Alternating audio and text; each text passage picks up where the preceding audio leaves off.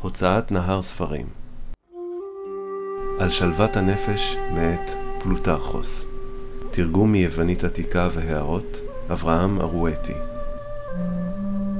בחיבור על שלוות הנפש עוסק פלוטרכוס בשביעות הרצון, כלומר בנינוחות, בחדווה ובשלווה.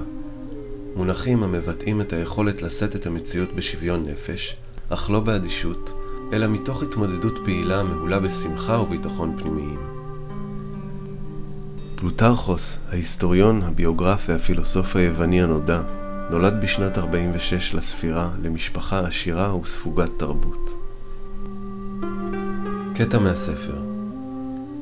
איננו מתאימים את תשוקותינו ליכולתנו, כשם שמלאכים מתאימים את המפרש לעוצמת הרוח.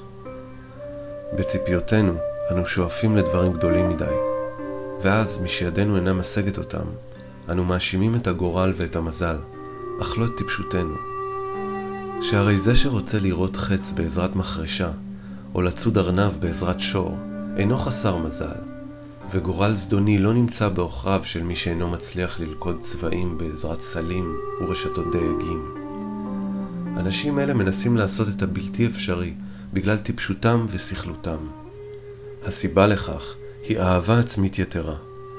היא הגורמת לנו לרצות להיות ראשונים, לנצח בכל וליטול חלק בכל דבר מבלי שנדע סובה.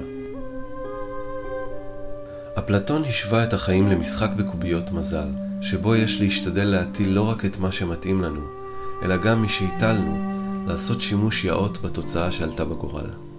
וכשמדובר בנסיבות, ההטלה אמנם אינה בשליטתנו, אך אם יש לנו בינה, משימתנו לקבל כיאות את האירועים העולים בגורל ולהקצות מקום לכל אחד מהם.